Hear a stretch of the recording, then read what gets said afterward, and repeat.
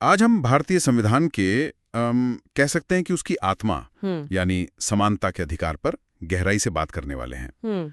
हमारे पास कुछ स्रोत हैं जो अनुच्छेद 14 से 18 तक की कहानी बताते हैं और हमारा मिशन सिर्फ ये समझना नहीं है कि इन अनुच्छेदों में लिखा क्या है, बिल्कुल, बल्कि ये जानना है कि ये विचार जो सुनने में इतना सीधा लगता है असल में कितना कितना जटिल है और परतों वाला भी। तो चलिए इस पहेली को सुलझाते हैं। एक तरफ संविधान कहता है सब बराबर हैं और फिर वही संविधान कुछ लोगों को विशेष अधिकार और आरक्षण देता है। हाँ, ये तो विरोधाभास लगता है। हाँ, ये तो सुनने में एक दूसरे के बिल्कुल उल्टा लगता है। तो संविधान बनाने वाले इस विरोधाभास को कैसे देखते थे, यही आज हमारी खोज का विषय है। बहुत दिलचस्प सवाल है। तो सबसे पहले ये समझते हैं कि अधिकार हैं क्या।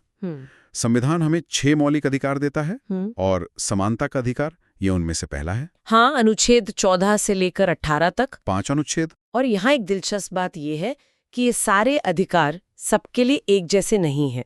अच्छा। हाँ, जैसे अनुच्छेद 14 यानी कानून के सामने बराबरी, ये हर उस व्यक्ति के लिए है जो भारत की जमीन पर है, चाहे वो नागरिक हो या विदेशी। हाँ, नागरिक हो या विदेशी। लेकिन अनुच्छेद 15 और 16 जो भेदभाव और सरकारी नौकरियों से जुड़े हैं, वो सिर्फ और सिर्फ भारतीय नागरिकों के लिए हैं। ओह अच्छा, तो ये अंतर जानबूझकर रखा गया है। बिल्कुल, ये दिखाता है कि संविधान कुछ अधिकार खास तौर पर अपने लोगों के लिए सुरक्षित रखता है। तो चलिए अनुच्छेद 14 से ही शुरू करते हैं। ये इस पूरे अधिकार की नींव है। हमारे स्रोत बताते हैं कि इसमें 2 अलग अलग आइडिया है। पहला, विधि के समक्ष समता, यानी कानून के सामने सब बराबर। हाँ, ये हमने ब्रिटेन से लिया है। इसका सीधा सा मतलब है कि कानून के लिए कोई राजा या रंक नहीं है। प्रधानमंत्री हो या एक आम नागरिक, अगर कोई अपराध होता है तो कानून दोनों के लिए एक ही होगा। इसीलिए इसे एक नकारात्मक दरदाना देते हैं, है ना, क्योंकि ये राज्य को कुछ करने से रोकता है। बिल्कुल, ये राज्य की शक्ति पर एक रोक है कि तुम किसी के साथ खास बर्ताव नहीं कर सकते। और दूसरा आइडिया वो अमेरिका से आया, विधियों का समान संरक्षण। हाँ, और ये एक सकारात्मक अवधारणा है। सकारात्मक कैसे?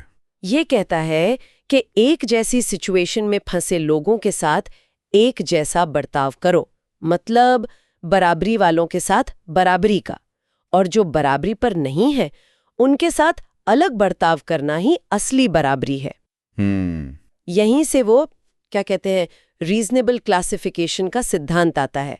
एक मिनट, ये रीजनेबल क्लासिफिकेशन या तार्किक भेदभाव, इसे थोड़ा आसान भाषा में समझाएंगे? बिल्कुल, सबसे अच्छा उदाहरण इनकम टैक्स का है। अच्छा। अगर कानून सबके लिए बराबर होता तो हर कोई, चाहे वो महीने का 10,000 कमाए या 10 लाख, एक ही टैक्स देता। लेकिन ऐसा तो नहीं होता। नहीं होता, ज्यादा कमाने वालों पर ज्यादा टैक्स लगता है। ये भेदभाव है, लेकिन ये तार्किक और न्यायपूर्ण है क्योंकि दोनों की आर्थिक स्थिति बराबर नहीं है। मतलब समान लोगों के साथ समान व्यवहार और असमान लोगों के साथ असमान व्यवहार। बिल्कुल, यही है विधियों का समान संरक्षण। लेकिन यहाँ कुछ अपवाद भी तो हैं, है ना? मतलब कानून सबके लिए समान है, पर देश के राष्ट्रपति और राज्यपाल। सही पकड़ा आपने। अनुच्छेद 361 के तहत राष्ट्रपति और राज्यपाल को अपने कार्यकाल के दौरान किए गए किसी भी आधिकारिक काम के लिए अदालत में घसीटा नहीं जा सकता। उनपे कोई क्रिमिनल केस भी नहीं हो सकता। नहीं, कोई आपराधिक कार्यवाही भी शुरू नहीं हो सकती। पर ये थोड़ा अजीब नहीं लगता? हम समानता की बात कर रहे हैं और फिर कहते हैं कि देश के सबसे बड़े पद कानून के प्रति जवाबदेह नहीं होंगे। ये सवाल बहुत वाजिब है। इसके पीछे सोच ये है कि देश के सर्वोच्च पदों पर बैठे लोग बिना किसी डर या दबाव के अपने कर्तव्यों का पालन कर सकें। मतलब ताकि वो बड़े फैसले लेने से हिचकिचाएं नहीं। हाँ, अगर उन्हें हर फैसले के लिए अदालत में जवाब देना पड़े तो शायद वो जरूरी फैसले लेने से डरेंगे। इसी तरह विदेशी राजनयिकों को भी छूट मिलती है। तो ये अपवाद मनमाने नहीं है, इनके पीछे एक तार्किक कारण है। ठीक है, तो अनुच्छेद 14 ने एक मजबूत नींव रखी। बिल्कुल। लेकिन असली असमानता तो समाज में थी। हाँ, सड़कों पर, दुकानों में। सही कहा। और इसी जमीनी हकीकत से निपटने के लिए आता है अनुच्छेद 15। ये लड़ाई को एक कदम और आगे ले जाता है। बिल्कुल सही। अनुच्छेद 15(1) कहता है कि राज्य किसी भी नागरिक के साथ सिर्फ 5 आधारों पर भेदभाव नहीं करेगा: धर्म, मूलवंश, जाति, लिंग और जन्मस्थान। लेकिन जो बात इसे क्रांतिकारी बनाती है वो है अनुच्छेद 15(2). वो कैसे? क्योंकि ये सिर्फ सरकार पर नहीं बल्कि हम और आप जैसे आम नागरिकों पर भी लागू होता है। अच्छा, मतलब मुझ पर भी? हाँ बिल्कुल। ये कहता है कि कोई भी नागरिक इन 5 आधारों पर किसी दूसरे नागरिक को दुकानों, होटलों, कुओं, तालाबों या किसी भी सार्वजनिक जगह पर जाने से नहीं रोक सकता। वाह, ये तो कमाल की बात है। बहुत शक्तिशाली विचार है ये। मतलब संविधान सीधे तौर पर नागरिकों को भी जिम्मेदार ठहरा रहा है। हाँ, सोचिए आजादी से पहले ये कितनी आम बात थी कि किसी गांव में एक कुआं किसी खास जाति के लिए आरक्षित होता था। अनुच्छेद 15(2) सीधे उस प्रथा पर हमला करता है। ये सिर्फ एक कानून नहीं, एक सामाजिक क्रांति का दस्तावेज है। बिल्कुल। और यहीं पर कहानी और दिलचस्प हो जाती है। कैसे? जहां एक तरफ भेदभाव को सख्ती से मना किया है, वहीं दूसरी तरफ सकारात्मक भेदभाव यानी अफर्मेटिव एक्शन का दरवाजा भी खोला गया है। मतलब समानता लाने के लिए हमें असमान व्यवहार करना होगा। कुछ हद तक हाँ। संविधान निर्माता जानते थे कि सदियों से जो लोग पीछे छूट गए हैं, उन्हें सिर्फ ये कह देना काफी नहीं है कि आज से तुम बराबर हो। उन्हें हाथ पकड़कर आगे लाना पड़ेगा। एग्जैक्टली। इसी सोच के तहत अनुच्छेद 15 में कुछ अपवाद जोड़े गए। जैसे अनुच्छेद 15(3) कहता है कि राज्य महिलाओं और बच्चों के लिए विशेष कानून बना सकता है। जैसे बच्चों के लिए मुफ्त शिक्षा। हाँ, या पंचायतों में महिलाओं के लिए आरक्षण। हाँ, ये सब इसी के तहत आते हैं। ये भेदभाव है, पर ये सकारात्मक भेदभाव है। और फिर आरक्षण की व्यवस्था भी इसी अनुच्छेद से निकलती है। बिल्कुल। असल में ये कहानी शुरू हुई पहले संविधान संशोधन से। अच्छा। हाँ, मद्रास राज्य ने जब जाति आधारित मेडिकल कॉलेज आरक्षण को रद्द किया तो सुप्रीम कोर्ट ने उसे सही ठहराया। इसके जवाब में सरकार पहला संविधान संशोधन लेकर आई और अनुच्छेद 15(4) जोड़ा गया। और इसने राज्य को सामाजिक और शैक्षिक रूप से पिछड़े वर्गों के लिए विशेष प्रावधान बनाने की शक्ति दी। हाँ, SC/ST के लिए। तो हम देखते हैं कि दशकों तक एक के बाद एक बदलाव के जरिए समानता के इस विचार का दायरा बढ़ता गया। पहले पिछड़े वर्गों के लिए प्रावधान बने, फिर 93वें संशोधन से अनुच्छेद 15(5) जोड़कर प्राइवेट शिक्षण संस्थानों में भी उनके दाखिले के लिए आरक्षण की व्यवस्था की गई। और फिर हाल ही में 2019 में 103वें संशोधन से एक और बड़ा बदलाव आया। EWS आरक्षण। हाँ, आर्थिक रूप से कमजोर वर्गों का आरक्षण। ये एक बहुत बड़ा बदलाव था। कई लोगों का तर्क है कि आरक्षण का मूल आधार तो सामाजिक पिछड़ापन था, आर्थिक नहीं। तो क्या इस संशोधन ने समानता के मौलिक विचार को ही बदल दिया है? ये एक बहुत महत्वपूर्ण बहस है। इस संशोधन ने अनुच्छेद 15(6) जोड़कर आर्थिक आधार पर 10% आरक्षण का प्रावधान किया। और इसके लिए मानदंड क्या है? 8 लाख रुपए से कम सालाना पारिवारिक आय और 5 एकड़ से कम कृषि भूमि। तो इसके आलोचक और समर्थक क्या कहते हैं? आलोचकों का यही कहना है कि आरक्षण गरीबी हटाने का कार्यक्रम नहीं बल्कि सामाजिक प्रतिनिधित्व सुनिश्चित करने का एक जरिया था। वहीं समर्थकों का तर्क है कि आर्थिक पिछड़ापन भी एक बहुत बड़ी बाधा है और उसे नजरअंदाज नहीं किया जा सकता। सही। ये दिखाता है कि पिछड़ेपन की परिभाषा समय के साथ कैसे विकसित हो रही है। चलिए, अब अनुच्छेद 16 पर आते हैं, जो सरकारी नौकरियों में अवसर की समानता की बात करता है। जी। यहाँ भेदभाव के लिए 7 आधार बताए गए हैं। अनुच्छेद 15 वाले 5 तो हैं ही। हाँ, उनके अलावा उद्भव यानी डिसेंट और निवास यानी रेजिडेंस को भी शामिल किया गया है। लेकिन यहाँ भी कुछ अपवाद है। बिल्कुल। जैसे संसद कानून बनाकर कुछ नौकरियों के लिए किसी राज्य का निवासी होने की शर्त लगा सकती है। अच्छा, और नौकरियों में आरक्षण का प्रावधान भी यहीं से आता है। अनुच्छेद 16(4) वो कहता है कि अगर राज्य को लगता है कि किसी पिछड़े वर्ग का सरकारी नौकरियों में पर्याप्त प्रतिनिधित्व नहीं है तो वह उनके लिए सीटें आरक्षित कर सकता है। और यहीं पर प्रमोशन में आरक्षण और 50% की सीमा जैसे कई जटिल सवाल भी आते हैं। बिल्कुल। अदरा साहनी केस में सुप्रीम कोर्ट ने कहा था कि आरक्षण सिर्फ शुरुआती नियुक्ति में होना चाहिए, प्रमोशन में नहीं, और कुल आरक्षण 50% से ज्यादा नहीं होना चाहिए। सही। इस फैसले के असर को बदलने के लिए सरकार 77 संशोधन लेकर आई और अनुच्छेद 16 का 4A जोड़ा, जिसने SC/ST के लिए पदोन्नति में आरक्षण का रास्ता फिर से खोल दिया। हाँ, और फिर एक और नियम आया बैकलॉग का। अच्छा, वो बैकलॉग का नियम क्या है? वो भी एक दिलचस्प कहानी है। मान लीजिए 1 साल SC/ST के लिए 100 सीटें आरक्षित थीं, लेकिन सिर्फ 70 ही भर पाईं, तो बची हुई 30 सीटें खाली रह गई। हाँ, 81वें संशोधन से अनुच्छेद 16 का 4B जोड़ा गया, जो कहता है कि इन 30 खाली सीटों को अगले साल भरा जा सकता है और इन्हें बैकलॉग माना जाएगा। और ये उस साल के 50% आरक्षण सीमा में नहीं गिनी जाएंगी। बिल्कुल नहीं, इन्हें एक अलग कोटे के तौर पर देखा जाएगा। इसी से जुड़ा एक और शब्द है, क्रीमी लेयर। ये शब्द बहुत सुनते, इसका असल में मतलब क्या है? क्रीमी लेयर का सिद्धांत ओबीसी आरक्षण से जुड़ा है। सुप्रीम कोर्ट ने कहा कि आरक्षण का उद्देश्य उन लोगों की मदद करना है जो वाकई में पिछड़े हैं।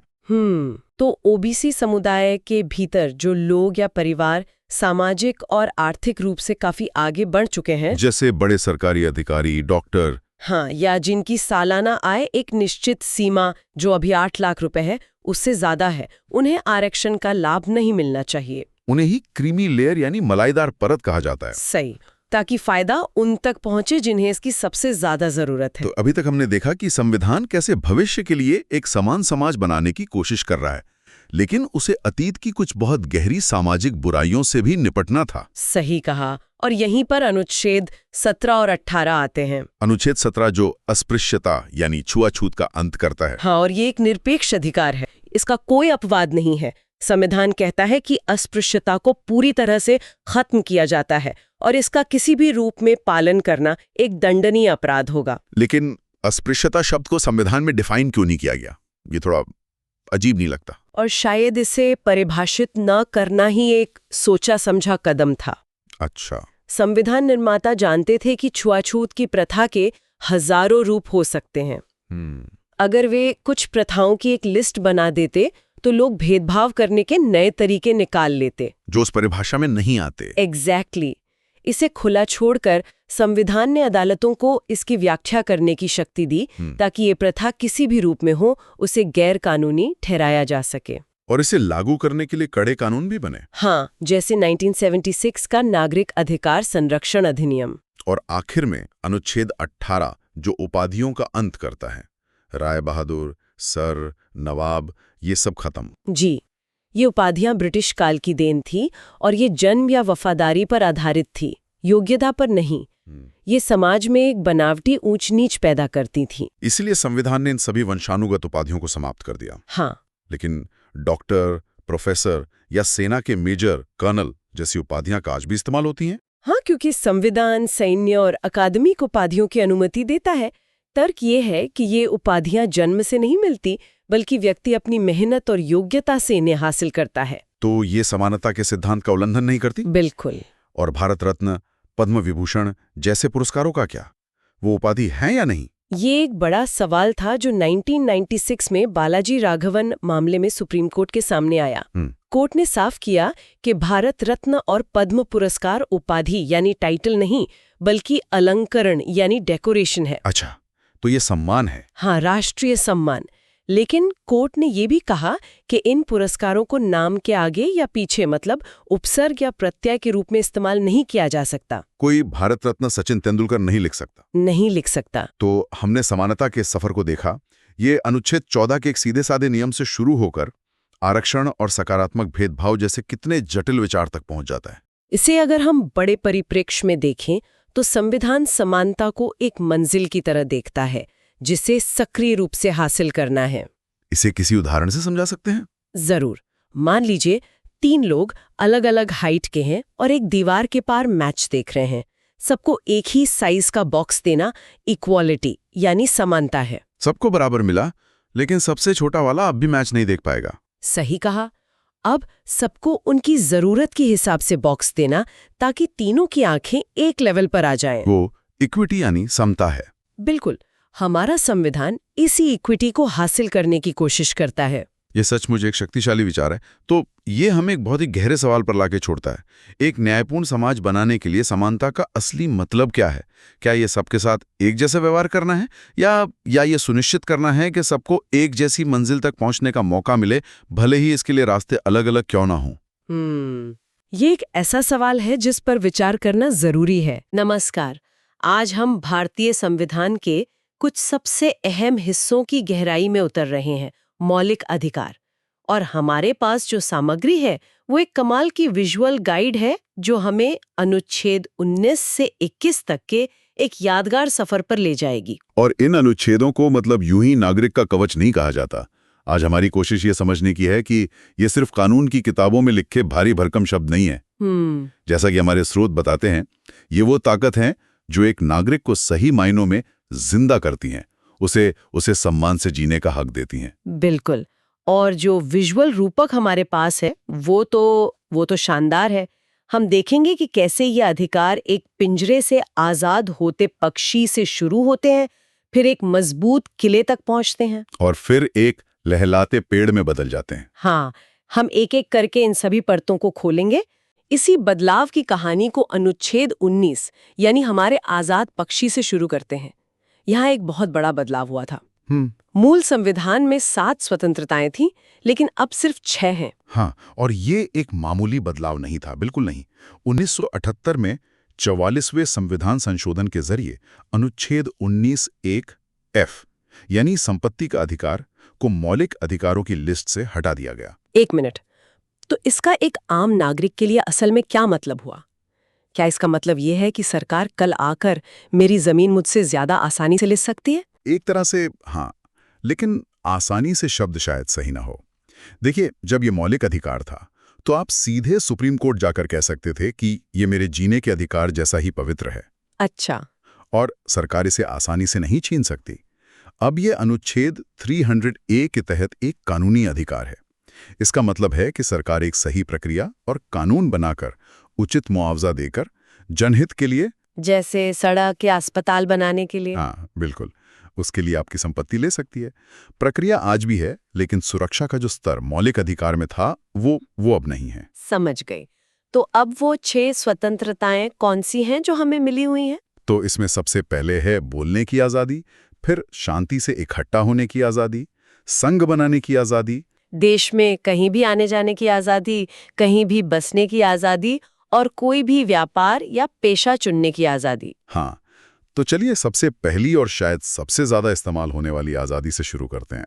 अनुच्छेद 19(1)(a बोलने और अपनी बात रखने की आज़ादी। तो बोलने की आज़ादी का मतलब सिर्फ सरकार की आलोचना करने या मतलब सोशल मीडिया पर अपनी राय रखने तक ही तो सीमित नहीं होगा? नहीं, बिल्कुल नहीं। इसका दायरा बहुत बहुत बड़ा है। इसी में प्रेस की स्वतंत्रता शामिल है, जिसे लोकतंत्र का चौथा स्तंभ कहा जाता है।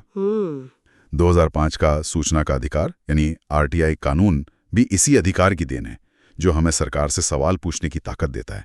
यहाँ तक कि चुप रहने का अधिकार भी इसी का हिस्सा है। अच्छा। हाँ, और आज के डिजिटल युग में सुप्रीम कोर्ट ने इंटरनेट तक पहुंच को भी इसी के तहत एक मौलिक अधिकार माना है। लेकिन इसकी कोई सीमा भी तो होगी। मतलब क्या कोई कुछ भी कह सकता है किसी के भी बारे में? नहीं, ये अधिकार असीमित नहीं है। अनुच्छेद 19(2) इस पर कुछ उचित प्रतिबंध लगाता है।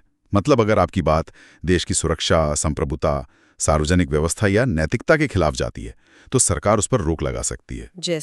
जैसे IPC की धारा 292 अश्लीलता या ऑब्सेनिटी फैलाने पर रोक लगाती है, जो इसी प्रतिबंध का एक उदाहरण है। ठीक है, तो मैंने अपनी बात कह दी। अब मान लीजिए मैं उन लोगों को इकट्ठा करना चाहती हूँ जो मेरी तरह सोचते हैं।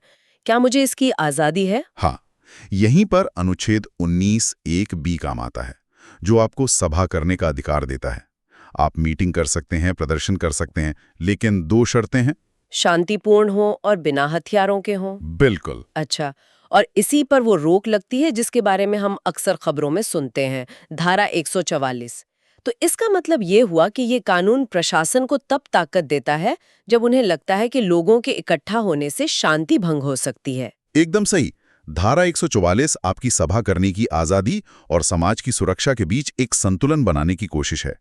और इसी से जुड़ा है अगला अधिकार 19(1)(c यानी संघ बनाने का अधिकार। मतलब कोई भी पार्टी, कंपनी या समिति बनाना? हाँ, आप एक राजनीतिक दल बना सकते हैं, एक कंपनी बना सकते हैं या एक सहकारी समिति भी बना सकते हैं।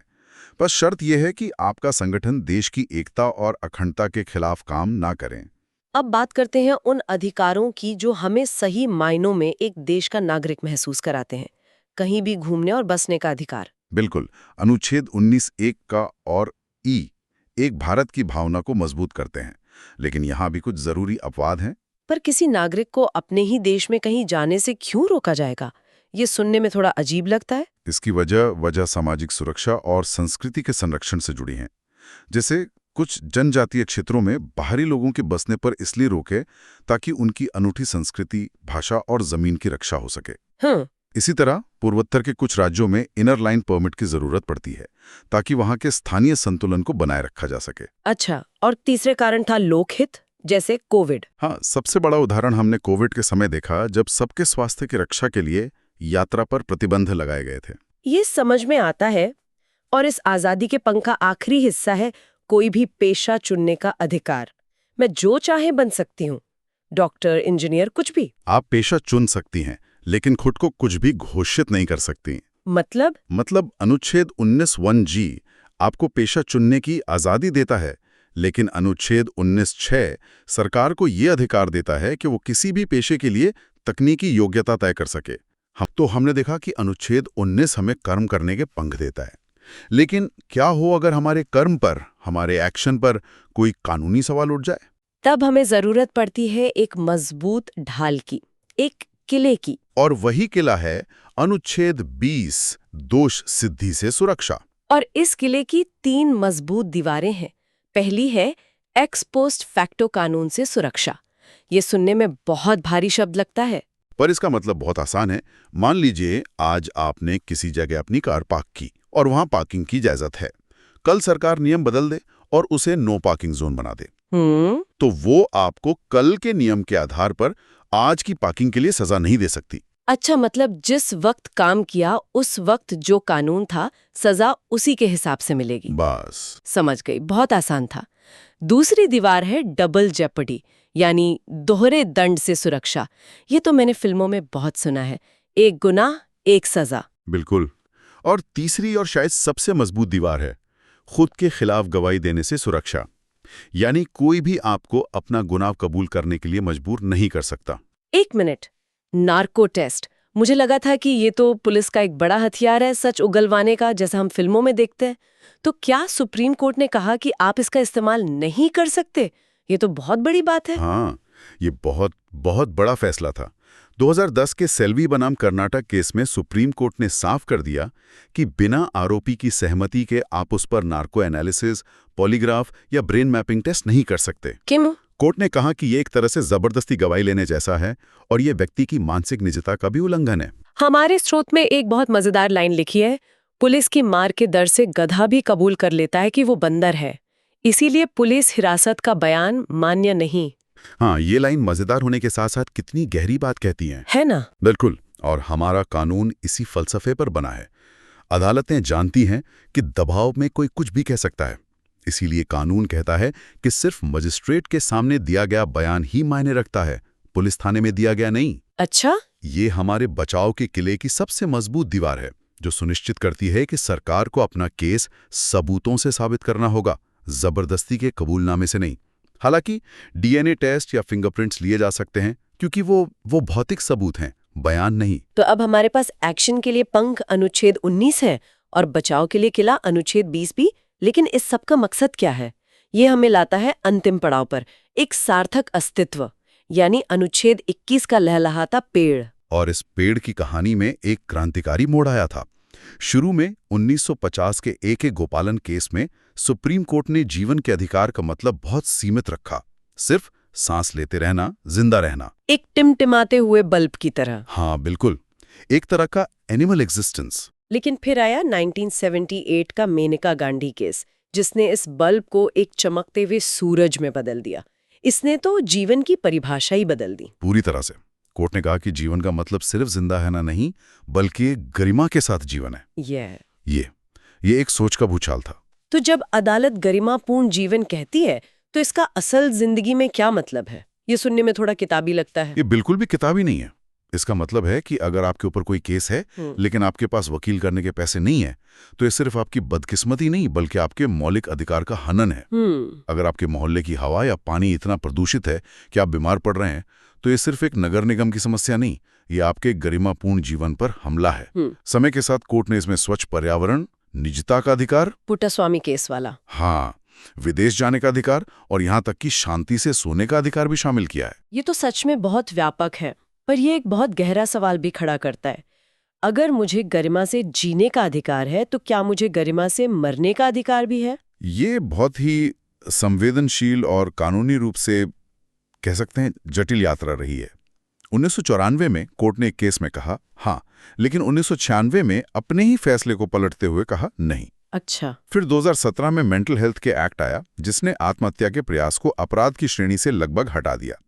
और इच्छा मृत्यु पर अरुणा शानबा केस में कोर्ट ने साफ किया कि भारत में पैसिव यूथनेशिया यानी लाइफ सपोर्ट सिस्टम हटाना कुछ शर्तों के साथ वैध है। लेकिन एक्टिव यूथनेशिया यानी जहरीला इंजेक्शन देना वो अवैध है। हाँ, वो पूरी तरह से अवैध है। और अनुच्छेद 21 का ये पेड़ लगातार नई शाखाएं निकाल रहा है। 2018 के 2 फैसले समलैंगिकता पर और व्यभिचार पर बहुत बड़े बदलाव थे। बहुत बढ़िया। नवतेज सिंह जोहर केस ने समलैंगिकता को अपराध की श्रेणी से बाहर किया और जोसेफ शाइन केस ने व्यभिचार को अपराध मानने वाली धारा 497 को रद्द करते हुए एक ऐतिहासिक टिप्पणी की, पत्नी पति की जागीर नहीं है। यह दोनों फैसले अनुच्छेद 21 के तहत व्यक्तिगत स्वायत्तता के अधिकार को मजबूत करते हैं और दिखाते हैं कि हमारा संविधान समाज के बदलते मूल्यों के साथ खुद को बदलता है। और इस पेड़ में एक सबसे जरूरी शाखा बाद में जोड़ी गई, खासकर बच्चों के लिए, अनुच्छेद 21A यानी शिक्षा का अधिकार। हाँ, इसकी भी अपनी एक कहानी है। 1992 में मोहिनी जैन केस में सुप्रीम कोर्ट ने इसे मौलिक अधिकार माना।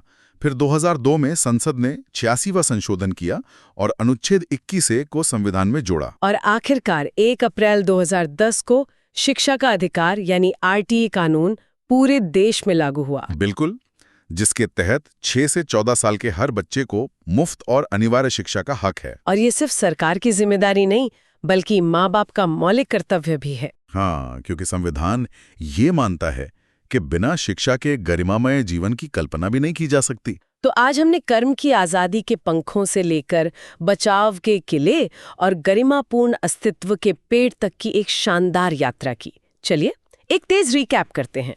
पहला सवाल, संपत्ति का अधिकार अब किस अनुच्छेद में है? अनुच्छेद 300A, और ये अब एक कानूनी अधिकार है। दूसरा, कौन सा केस नार्को टेस्ट को बिना सहमति के करने पर रोक लगाता है? ये ऐतिहासिक फैसला था सेल्वी बनाम कर्नाटक केस में। तीसरा, भारत में किस तरह की इच्छा मृत्यु वैध है? सिर्फ पैसिव यानी निष्क्रिय इच्छा मृत्यु। और आखिरी सवाल, शिक्षा का अधिकार कानून कब लागू हुआ? 1 अप्रैल 2010 को। बहुत बढ़िया। आज की चर्चा को उस एक विचार के साथ खत्म करते हैं जो हमारी सामग्री के आखिर में लिखा है। अपने अधिकारों को जानें ताकि आप अपने कर्तव्यों का बेहतर पालन कर सकें। ये बहुत गहरी बात है। अधिकार और कर्तव्य मतलब एक ही सिक्के के 2 पहलू हैं। जब हम अपने अधिकारों को और उनकी सीमाओं को समझते हैं, तभी हम एक बेहतर और ज्यादा जिम्मेदार नागरिक बन पाते हैं। तो आज का अंतिम विचार इसी से जुड़ा है। ये जानने के बाद कि हमारे अधिकार कितने व्यापक और गतिशील हैं, एक नागरिक के तौर पर हमारी सबसे बड़ी जिम्मेदारी क्या बनती है? क्या सिर्फ अपने अधिकारों का इस्तेमाल करना या फिर समाज में दूसरों के अधिकारों की रक्षा में भी एक सक्रिय भूमिका निभाना? इस पर सोचिएगा। नमस्कार, आज हम संविधान की कह सकते हैं एक तिकड़ी पर गहराई से बात करेंगे। तिकड़ी, हाँ, ये अच्छा शब्द है। ये वो 3 अनुच्छेद हैं जो हर नागरिक के लिए एक कवच की तरह है। अनुच्छेद 22, 23 और 24। ये हमें तब बचाते हैं जब हम शायद सबसे ज्यादा कमजोर होते हैं। बिल्कुल, ये सिर्फ कानूनी प्रावधान नहीं है, बल्कि ये एक सम्मानित जीवन जीने का एक वादा है। तो चलिए देखते हैं कि ये वादे असल में काम कैसे करते हैं। हाँ, शुरुआत करते हैं अनुच्छेद 22 से। ये मुझे हमेशा से बहुत दिलचस्प लगा है, क्योंकि ये उस पल की बात करता है जब आपकी आज़ादी सचमुच दांव पर होती है। गिरफ्तारी का क्षण। बिल्कुल, गिरफ्तारी का क्षण। हाँ, और इसीलिए संविधान यहाँ बहुत बहुत साफ है। वो 2 तरह की गिरफ्तारियों में फर्क करता है। अच्छा। पहली है दंडात्मक निरोध, मतलब पनिटिव डिटेंशन। ये तब होती है जब कोई अपराध कर चुका होता है। ठीक है, मतलब अपराध के बाद। और दूसरी है निवारक निरोध यानी प्रिवेंटिव डिटेंशन। ये अपराध होने से पहले सिर्फ शक की बुनियाद पर होती है, ताकि किसी संभावित अपराध को रोका जा सके। तो अगर किसी को मान लीजिए एक सामान्य अपराध के लिए गिरफ्तार किया जाता है, तो उसे क्या सुरक्षा मिलती है? उसे 3 बहुत बुनियादी अधिकार मिलते हैं। पहला, उसे गिरफ्तारी की वजह जानने का पूरा हक है। दूसरा, वो अपनी पसंद के वकील से सलाह ले सकता है, अपना बचाव कर सकता है।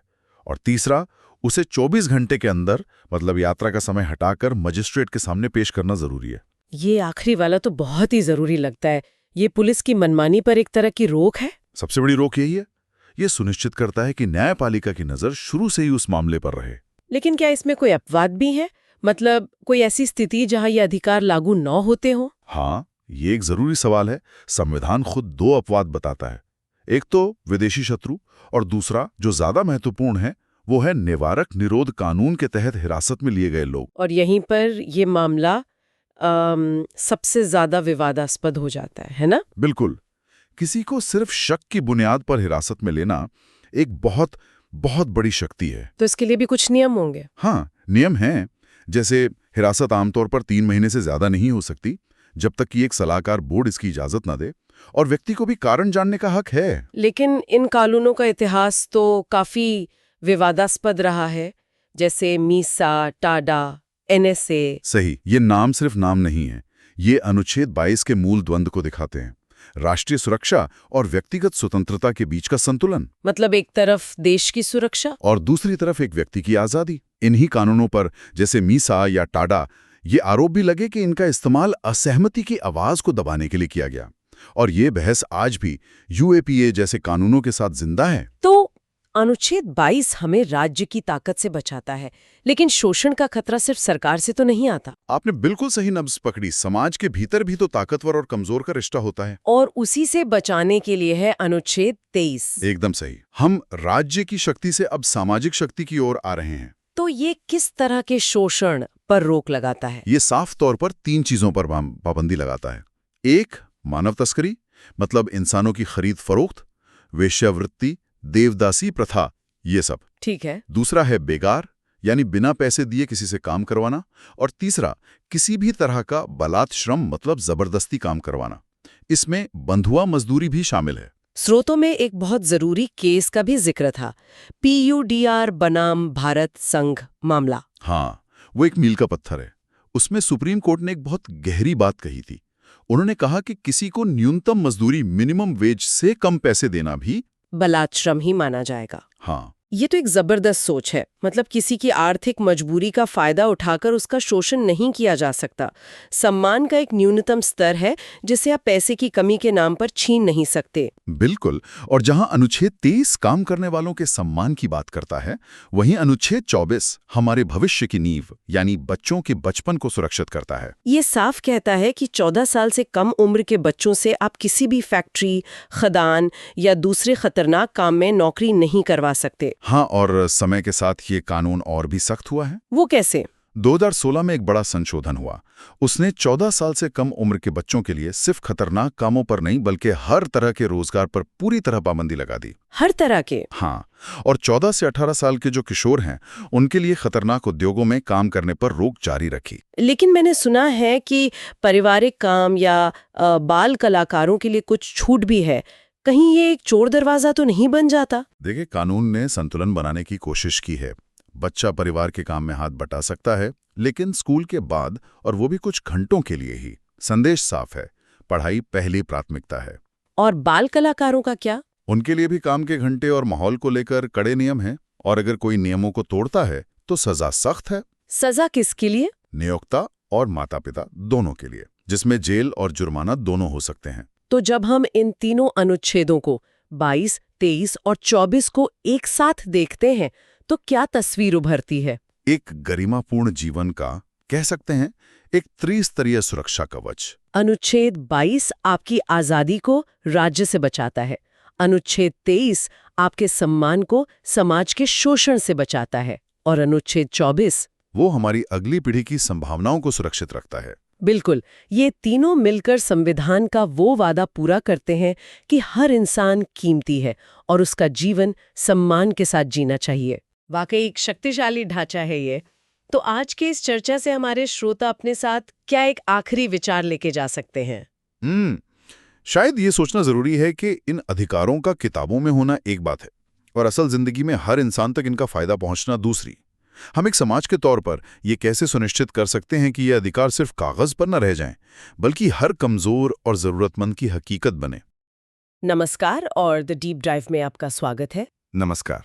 आज हम संविधान के उन पन्नों को पलटने जा रहे हैं जो भारत की आत्मा से सीधे जुड़े हैं। हम बात करेंगे धर्म की स्वतंत्रता के अधिकार की। ये सिर्फ अनुच्छेद 25 से 28 का एक आप कह सकते हैं कानूनी विश्लेषण नहीं है, बिल्कुल नहीं।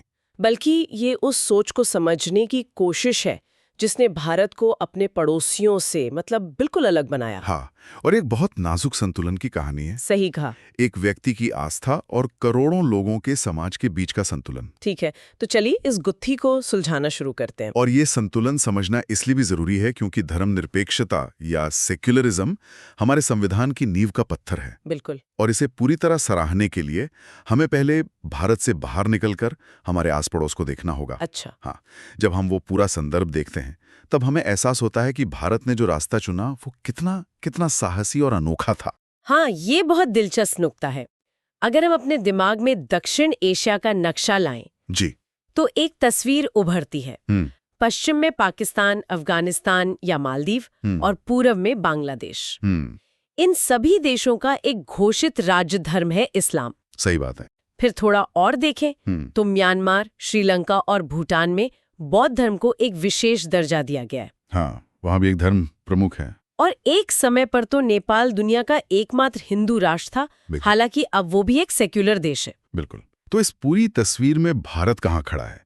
एक ऐसे क्षेत्र में जहाँ लगभग हर देश ने अपनी पहचान को किसी एक धर्म के साथ जोड़ा है। वहीं भारत के संविधान निर्माताओं ने कहा नहीं, हमारा कोई धर्म नहीं होगा, राज्य का कोई धर्म नहीं होगा। बिल्कुल। और यहीं से भारत के धर्मनिरपेक्ष षड्यंत्र की कहानी शुरू होती है, जिसके यूं कहिए 3 मुख्य स्तंभ हैं। 3 स्तंभ कौन कौन से? पहला, जैसा हमने कहा, राज्य का कोई अपना धर्म नहीं। दूसरा, राज्य सभी धर्मों से एक समान दूरी बना के रखेगा, वो तटस्थ रहेगा, न्यूट्रल रहेगा। हाँ, न्यूट्रल। और तीसरा, और शायद सबसे जरूरी, कि धर्म हर इंसान का एक निजी मामला है, उसका व्यक्तिगत विश्वास है। लेकिन ये निजी मामला होने का मतलब ये तो नहीं कि धर्म के नाम पर कुछ भी किया जा सकता है। नहीं, बिल्कुल नहीं। यहीं पर वो संतुलन वाली बात आती है ना? राज्य कब और क्यों दखल दे सकता है? सही पकड़ा। अगर हम इसे बड़ी तस्वीर से जोड़कर देखें तो संविधान कहता है कि आपकी धार्मिक आजादी तब तक है जब तक वो 4 दीवारों से नहीं टकराती। 4 दीवारें? हाँ, वो 4 दीवारें हैं: पब्लिक ऑर्डर यानी लोक व्यवस्था, मोरालिटी यानी सदाचार, हेल्थ यानी स्वास्थ्य, और दूसरे लोगों के मौलिक अधिकार। बिल्कुल।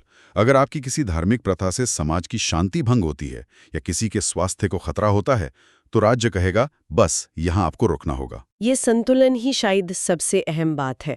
तो चलिए सीधे संविधान के पन्नों में चलते हैं और देखते हैं कि ये संतुलन कानूनी तौर पर कैसे बनाया गया है। जी। शुरुआत करते हैं अनुच्छेद 25 से, जो हर एक भारतीय को दिए गए अधिकार की बात करता है। इसमें 2 बड़ी बातें कही गई हैं। एक है अंतःकरण की स्वतंत्रता और दूसरी है धर्म को मानने, आचरण करने और प्रचार करने का अधिकार। हाँ। सुनने में ये एक जैसे लगते हैं पर इनमें बहुत बड़ा फर्क है। बहुत बड़ा फर्क है। अंतःकरण की स्वतंत्रता ये आपकी आंतरिक यानी इंटरनल फ्रीडम है। मतलब ये मेरे और मेरे ईश्वर के बीच का मामला है। एकदम। ये आपका और आपके ईश्वर के बीच का एक प्राइवेट कनेक्शन है। आप ईश्वर को किस रूप में देखते हैं या देखते भी हैं या नहीं, ये तय करने की आपको पूरी आजादी है। अच्छा। जैसे कोई मीराबाई की तरह कृष्ण में अपना सब कुछ देख सकता है, तो कोई रामकृष्ण परमहंस की तरह काली का भक्त हो सकता है।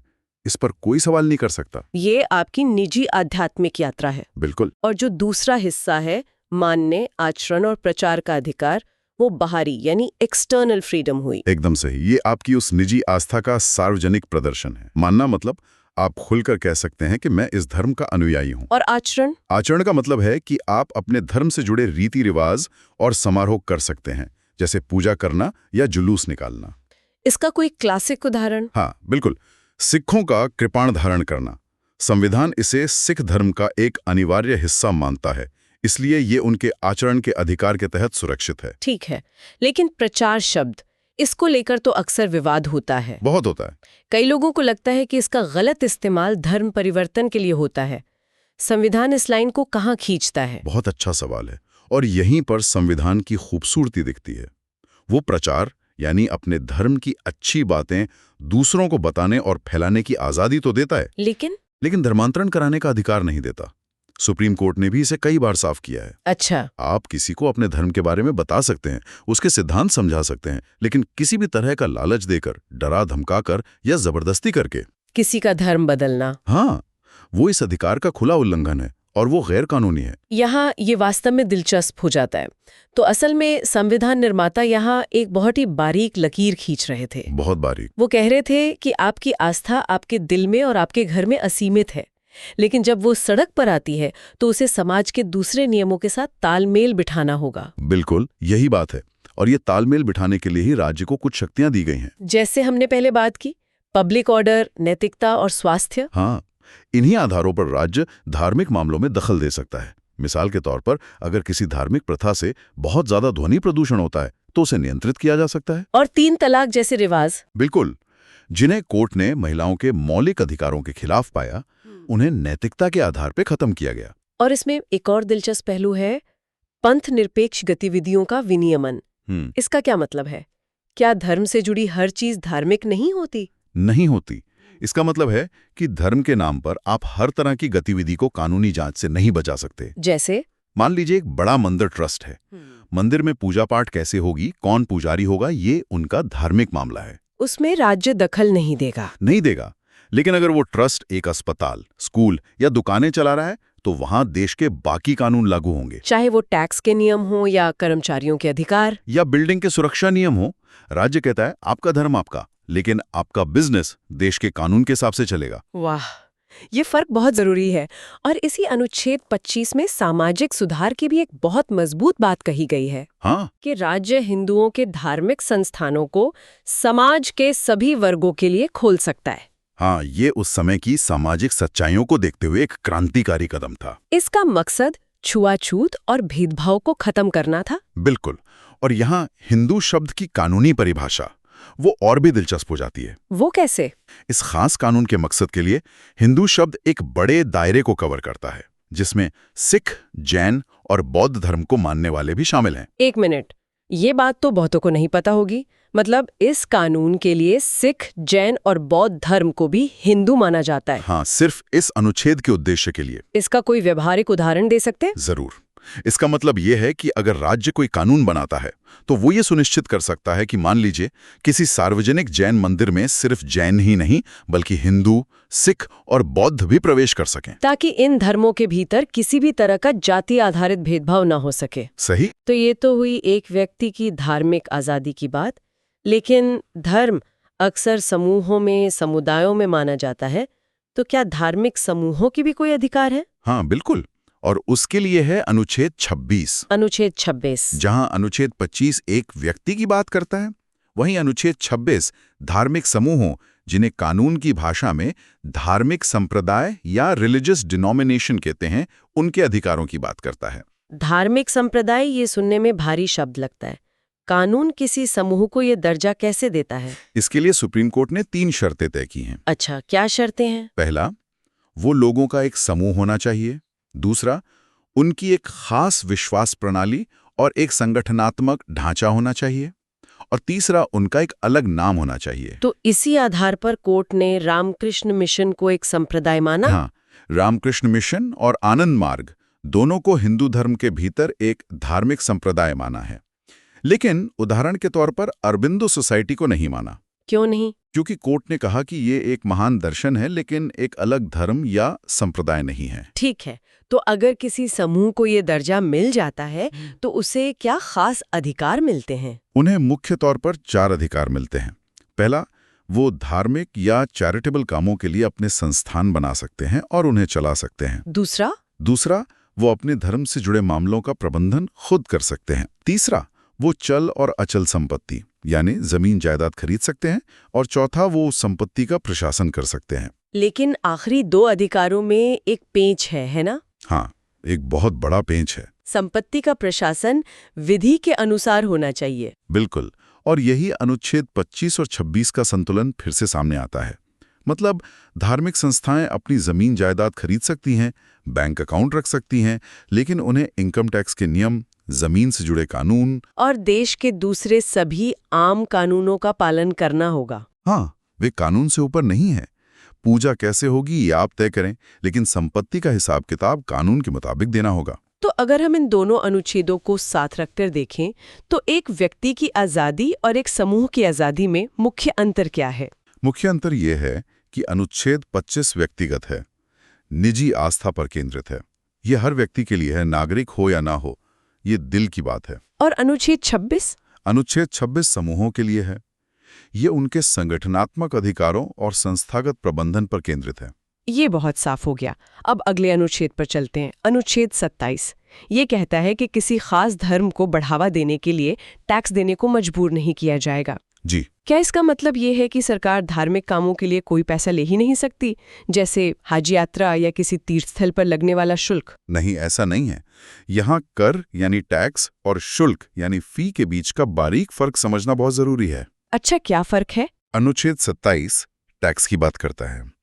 इसका सिद्धांत ये है कि सरकार नागरिकों से जो टैक्स इकट्ठा करती है, उस पैसे का इस्तेमाल किसी एक विशेष धर्म की तरक्की के लिए नहीं कर सकती। लेकिन सभी धर्मों के लिए कर सकती है? हाँ, सरकार सभी धर्मों के संरक्षण या रखरखाव पर बराबरी से खर्च कर सकती है, क्योंकि वो धर्मनिरपेक्ष है। और शुल्क या फी का क्या? शुल्क लिया जा सकता है, क्योंकि शुल्क किसी खास सेवा के बदले में लिया जाता है। अच्छा। अगर सरकार कुंभ मेले में या अमरनाथ यात्रा पर जाने वाले तीर्थयात्रियों को विशेष सुरक्षा, सफाई या मेडिकल सुविधाएं दे रही है, तो उन सुविधाओं की लागत वसूलने के लिए एक शुल्क लगा सकती है। तो वो टैक्स नहीं माना जाएगा? नहीं, क्योंकि ये पैसा किसी धर्म को बढ़ावा देने के लिए नहीं, बल्कि एक दी गई सेक्युलर सेवा के बदले में है। ये बहुत ही महत्वपूर्ण अंतर है। और अब आते हैं आखिरी और शायद सबसे संवेदनशील अनुच्छेद पर। अनुच्छेद 28। हाँ, अनुच्छेद 28 जो शिक्षण संस्थानों में धार्मिक शिक्षा की बात करता है। ये तो बहुत जटिल मुद्दा होगा। हाँ, ये थोड़ा जटिल है, लेकिन संविधान ने इसे बहुत साफ तरीके से 4 हिस्सों में बांटा है। 4 हिस्से? जी। पहली श्रेणी है उन संस्थानों की जो पूरी तरह से राज्य के पैसे से चलते हैं। जैसे सरकारी स्कूल? बिल्कुल। वहाँ किसी भी तरह की धार्मिक शिक्षा देना पूरी तरह मना है। कोई प्रार्थना या पूजा नहीं कराई जा सकती जो किसी धर्म विशेष की हो। ठीक है। दूसरी श्रेणी? दूसरी श्रेणी उन संस्थानों की है जो बने तो किसी ट्रस्ट के तहत थे, लेकिन अब उनका पूरा प्रशासन राज्य देखता है। वहाँ धार्मिक शिक्षा की इजाजत है। और तीसरी और चौथी श्रेणी? वो उन प्राइवेट संस्थानों की हैं जिन्हें या तो राज्य से मान्यता मिली है या वो सरकार से कुछ आर्थिक मदद यानी ग्रांट लेते हैं। और इन प्राइवेट संस्थानों में क्या नियम है? क्या वे धार्मिक शिक्षा दे सकते हैं? हाँ, वे दे सकते हैं, लेकिन एक बहुत बड़ी शर्त के साथ। शर्त? कि ये पूरी तरह से स्वैच्छिक यानी वॉलंटरी होगी। इसका मतलब है कि किसी भी छात्र को उसकी मर्जी के खिलाफ धार्मिक शिक्षा लेने या किसी धार्मिक प्रार्थना में शामिल होने के लिए मजबूर नहीं किया जा सकता। स्वैच्छिक का मतलब छात्र की मर्जी। जी। लेकिन अगर छात्र नाबालिग हो यानी 18 साल से कम का हो तो? ये बहुत जरूरी सवाल है। अगर छात्र नाबालिग है तो उसकी अपनी सहमति काफी नहीं है। तो फिर? ऐसी किसी भी धार्मिक गतिविधि में भाग लेने के लिए उसके माता-पिता या अभिभावक, गार्डियन की लिखित सहमति अनिवार्य है। मतलब उनकी इजाजत के बिना स्कूल बच्चे को किसी भी धार्मिक कार्यक्रम में शामिल नहीं कर सकता? कभी नहीं। ये बच्चे के अधिकारों की सुरक्षा के लिए एक बहुत मजबूत प्रावधान है। तो इन सब का क्या मतलब है? अगर हम इस पूरी चर्चा का सार निकालें तो भारतीय धर्मनिरपेक्षता का असली चेहरा क्या है? देखिए, इसका सार 3 बातों में है। जी। पहली बात, भारत एक ऐसा धर्मनिरपेक्ष राज्य है जो नास्तिक नहीं है, वो धर्म का विरोधी नहीं है, वो सभी धर्मों का बराबर सम्मान करता है, लेकिन किसी एक को अपनाता नहीं है। बिल्कुल। दूसरी बात, अनुच्छेद 25 से 28 व्यक्तिगत आस्था, सामूहिक अधिकारों और व्यापक समाज के हितों के बीच एक बहुत ही परिपक्व संतुलन बनाते हैं। और तीसरी और सबसे महत्वपूर्ण बात कि भारत में धार्मिक स्वतंत्रता का अधिकार असीमित या एब्सोल्यूट नहीं है। उस पे प्रतिबंध है। हाँ, ये हमेशा सामाजिक व्यवस्था, नैतिकता, स्वास्थ्य और दूसरे नागरिकों के अधिकारों के अधीन रहता है। जैसा कि सुप्रीम कोर्ट ने अपने एक ऐतिहासिक फैसले में कहा था, secularism is basic to the constitution. यानी धर्मनिरपेक्षता संविधान के मूल ढांचे का हिस्सा है, जिसे बदला नहीं जा सकता। ये एक बेहतरीन निचोड़ है। हमने देखा कि कैसे हमारा संविधान एक व्यक्ति की अंतरात्मा की आवाज को सर्वोच्च महत्व देता है, लेकिन साथ ही ये भी सुनिश्चित करता है कि किसी एक की आस्था करोड़ों लोगों के समाज पर भारी ना पड़े। बिल्कुल।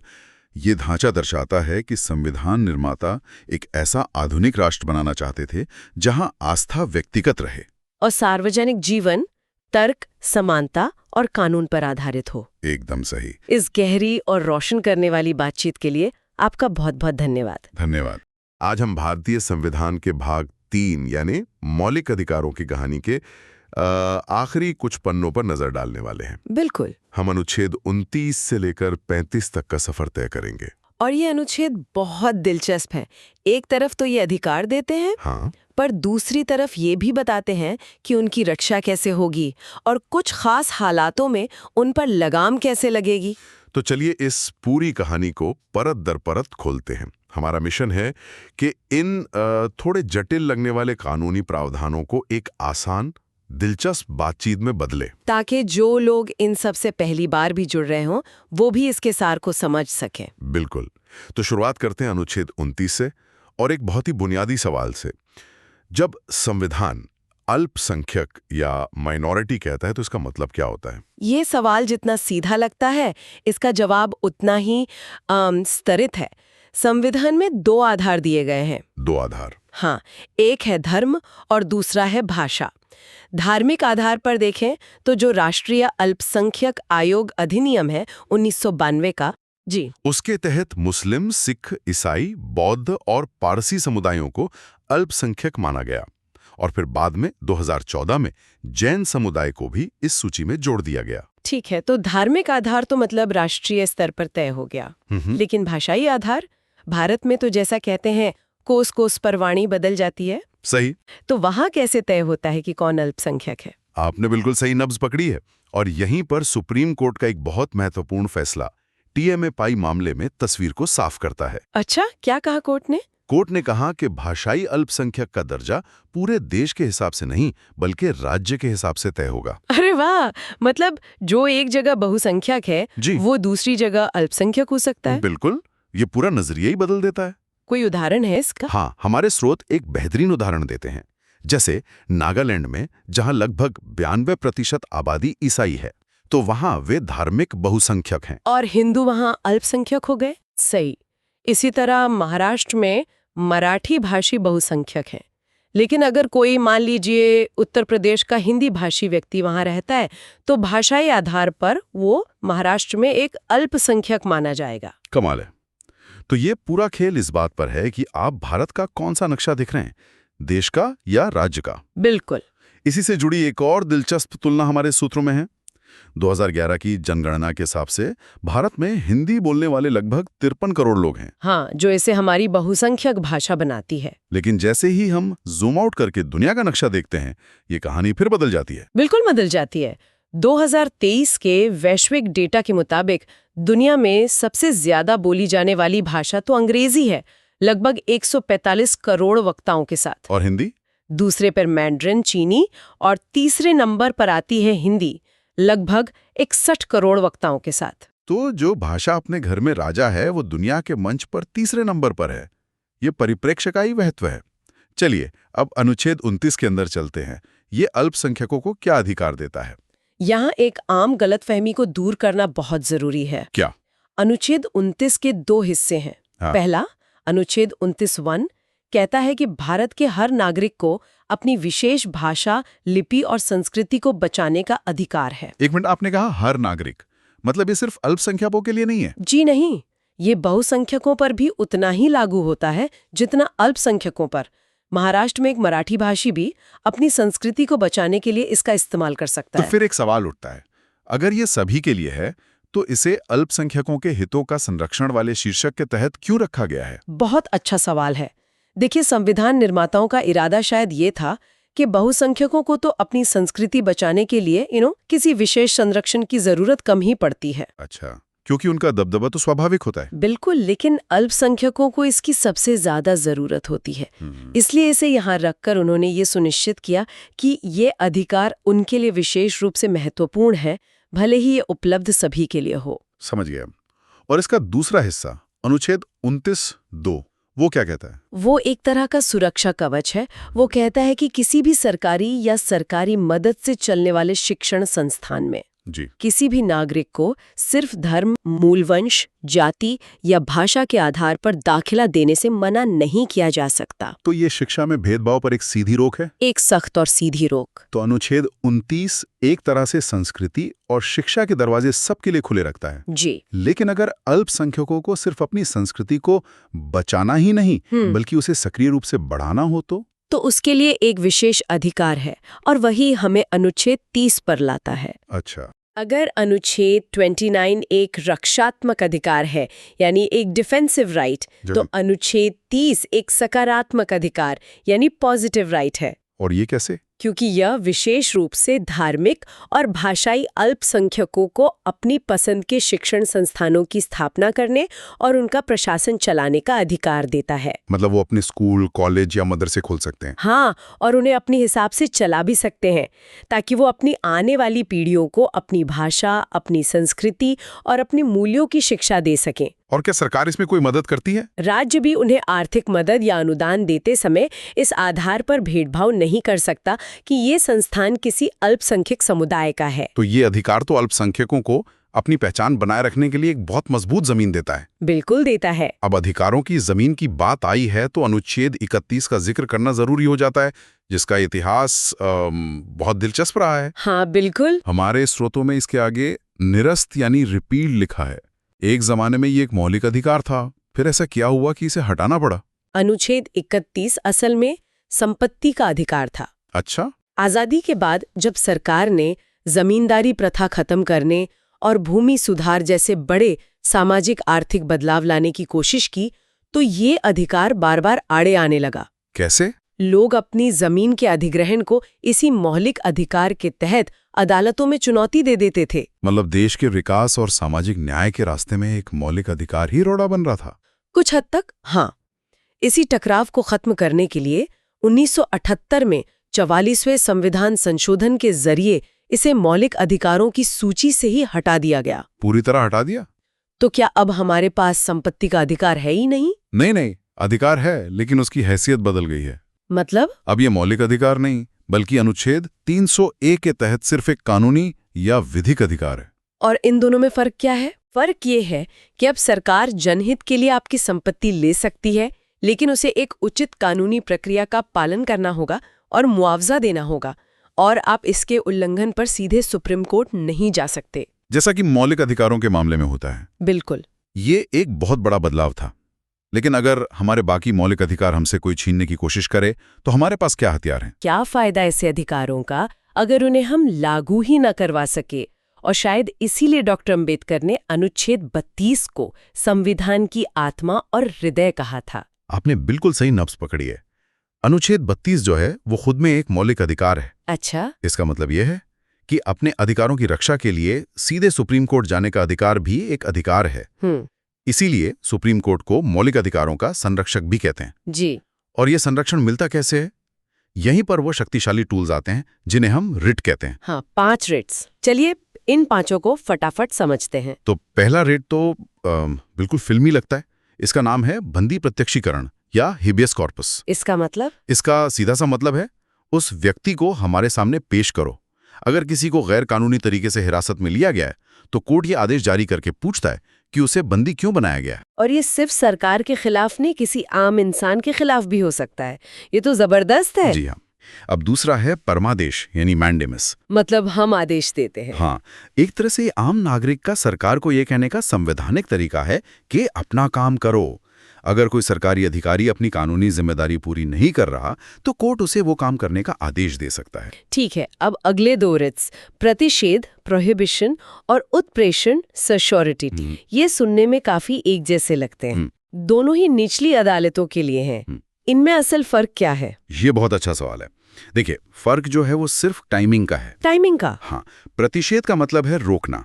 ये तब जारी होता है जब निचली अदालत अपने अधिकार क्षेत्र से बाहर जाकर कोई केस सुन रही हो। मतलब कार्यवाही को बीच में ही रोक दिया जाता है। एक तरह से prevention is better than cure वाला मामला है। तो फिर उत्प्रेषण क्योर हुआ? बिल्कुल। उत्प्रेषण तब जारी होता है जब निचली अदालत अपना फैसला सुना चुकी हो, और अगर वो फैसला अधिकार क्षेत्र के बाहर या कानून की किसी गलती से दिया गया है तो ऊपरी अदालत उस फैसले को ही रद्द कर सकती है। अच्छा। इसीलिए मजाक में इसे रिट का पोस्टमार्टम भी कहते हैं। वाह, ये तो बहुत साफ हो गया। और आखिरी टूल, अधिकार पृच्छा, क्वो वारांटो। इसका मतलब है किस अधिकार से। सोचिए, अगर कोई व्यक्ति फर्जी डिग्री दिखाकर कोई सरकारी पद हासिल कर लें जी, तो इस रिट के जरिए कोई भी नागरिक कोर्ट में जाकर पूछ सकता है कि ये महाशय किस हक से इस कुर्सी पर बैठे हैं। और अगर वो अपना अधिकार साबित नहीं कर पाए तो उन्हें पद से हटना होगा। तो मतलब ये टूलकिट बहुत शक्तिशाली है, लेकिन क्या इसकी कोई सीमाएं भी हैं, जैसे अनुच्छेद 33, 34 और 35? हाँ, संक्षेप में कहें तो ये कुछ सीमाएं तय करते हैं। अनुच्छेद 33 संसद को अधिकार देता है कि वो सशस्त्र बलों और खुफिया एजेंसियों के मौलिक अधिकारों को अनुशासन के लिए सीमित कर सकें। अनुच्छेद 34 मार्शल लॉ यानी सैन्य शासन के दौरान इन अधिकारों पर पाबंदी की बात करता है। और 35 जो है वो सिर्फ संसद को इन अधिकारों पर कानून बनाने की शक्ति देता है, राज्यों को नहीं। तो कुल मिलाकर संविधान हमें सिर्फ अधिकार देकर छोड़ नहीं देता, बल्कि अनुच्छेद 32 और इन रिट्स के रूप में उन अधिकारों को लागू करवाने की एक तरह से गारंटी भी देता है। यही बात इसे खास बनाती है। बिल्कुल। और जाते जाते एक सवाल छोड़ जाता हूं, ये रिट्स जो हैं ये सदियों पुराने सिद्धांत हैं। ये शारीरिक आज़ादी और सरकारी जवाबदेही के लिए बने थे। जी। अब सोचिए, आज के डिजिटल युग में जहां डेटा प्राइवेसी और ऑनलाइन स्वतंत्रता जैसे नए अधिकार सामने आ रहे हैं, क्या हमें इन पारंपरिक हथियारों को नए तरीकों से इस्तेमाल करने या फिर शायद कुछ नए हथियार बनाने की जरूरत है? और आज का विषय बहुत ही खास है। हाँ, तो आज का हमारा मिशन बहुत ही स्पष्ट है, लेकिन साथ ही काफी रोमांचक भी है। हम भारतीय संविधान के भाग 4 को पूरी तरह से डिकोड करने वाले हैं, जिन्हें राज्य के नीति निर्देशक तत्व कहा जाता है। सही कहा, या संक्षेप में कहें तो डीपीएसपी। ठीक है, चलिए इसे गहराई से समझते हैं, क्योंकि जब हम इन अनुच्छेदों को पढ़ते हैं तो एक बात साफ हो जाती है कि ये सिर्फ कानूनी नियम नहीं है। ये असल में एक आदर्श कल्याणकारी राज्य, जिसे हम वेलफेयर स्टेट कहते हैं, उसकी पूरी की पूरी नींव रखते हैं। तो आज की इस चर्चा की शुरुआत इसके इतिहास से करते हैं। ये पूरा विचार आखिर आया कहाँ से? कि ये एक बहुत ही शानदार शुरुआती बिंदु है। अगर हम इसके ऐतिहासिक और वैचारिक परिप्रेक्ष्य को देखें तो ये विचारों की एक बहुत ही दिलचस्प यात्रा है। मतलब ये भारत का अपना मौलिक विचार नहीं था? नहीं, बिल्कुल नहीं। भारत के संविधान निर्माताओं ने डीपीएसपी का ये विचार शून्य से नहीं गढ़ा था। इसे आयरलैंड के संविधान से प्रेरित होकर लिया गया है। अच्छा। और इसमें एक और दिलचस्प परत ये है कि आयरलैंड ने भी इसे खुद इजाद नहीं किया था। उन्होंने इसे स्पेन के संविधान से अपनाया था। स्पेन से आयरलैंड और फिर वहां से भारत। अरे वाह। हाँ, तो एक तरह से ये एक बेहतरीन विचार का ग्लोबल सफर है जो सीमाओं को पार करता हुआ भारत तक पहुंचा। ये तो सच में एक बौद्धिक रिले रेस जैसा लगता है। मैंने स्रोत में पढ़ा कि ग्रैनविले ऑस्टिन नाम के एक प्रसिद्ध विद्वान ने इसके बारे में एक बहुत ही गहरी टिप्पणी की है। उन्होंने इसे संविधान की अंतरात्मा कहा है। जी, एक तरह से इसका कॉन्शियंस। बिल्कुल।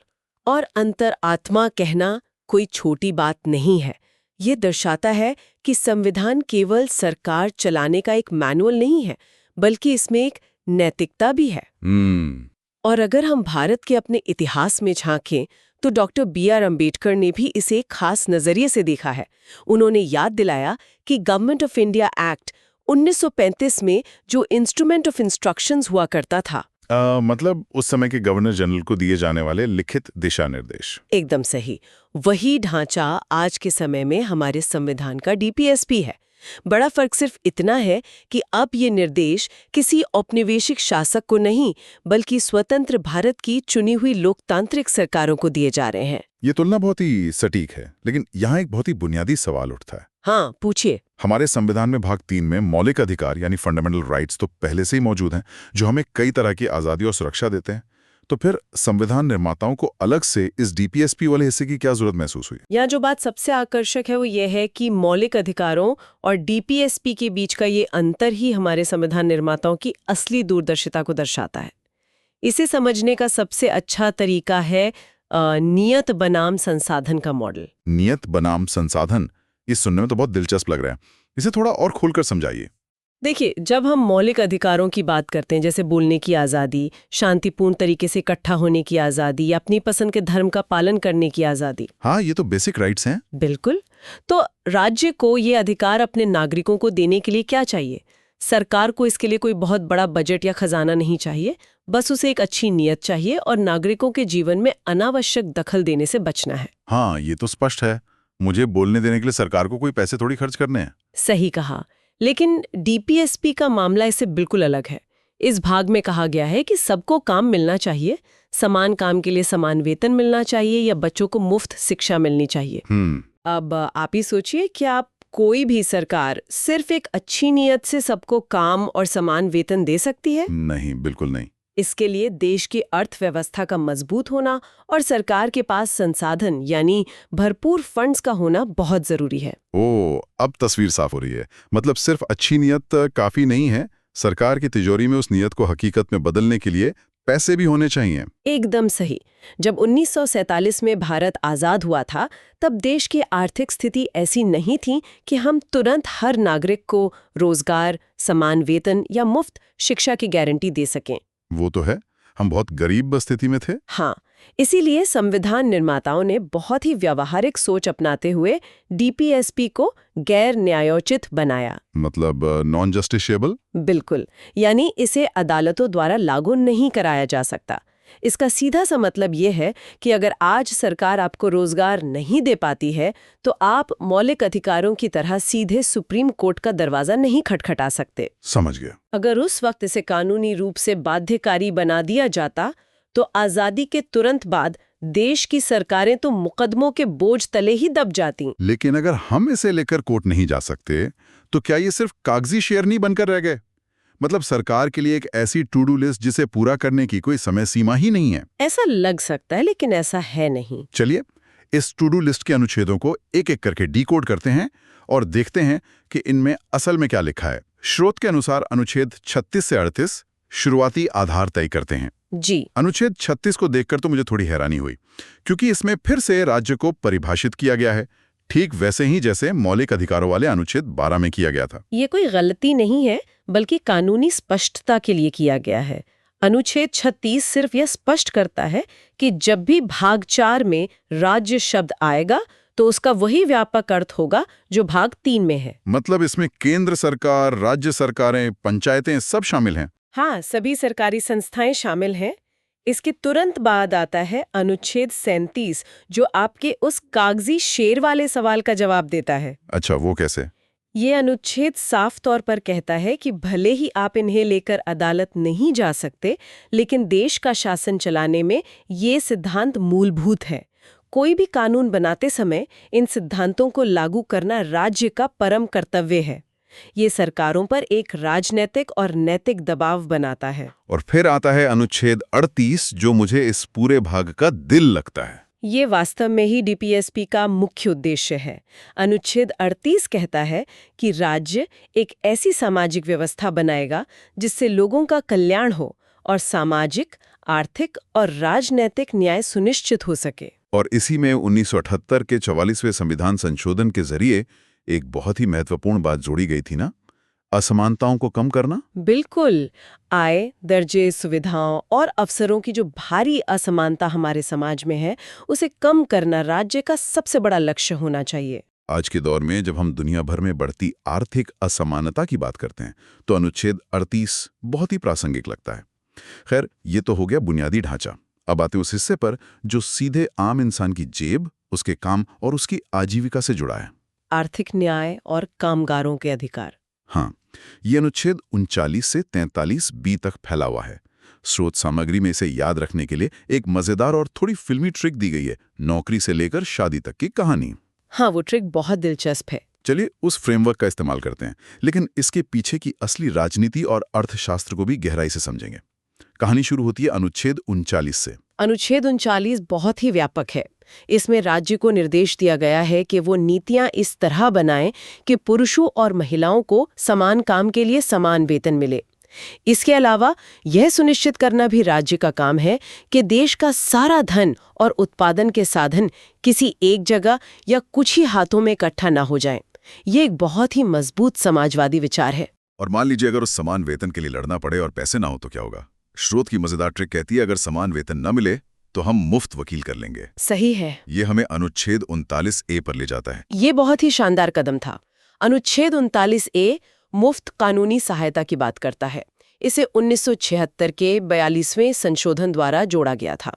न्याय व्यवस्था बहुत महंगी हो सकती है और ये अनुच्छेद सुनिश्चित करता है कि आर्थिक तंगी के कारण किसी को न्याय से वंचित न रहना पड़े। और इसी के लिए नालसा जैसी संस्थाएं बनी। बिल्कुल, इसी को धरातल पर उतारने के लिए देश में नालसा यानी नेशनल लीगल सर्विसेज अथॉरिटी और राज्यों के स्तर पर सालसा जैसी संस्थाएं बनाई गईं।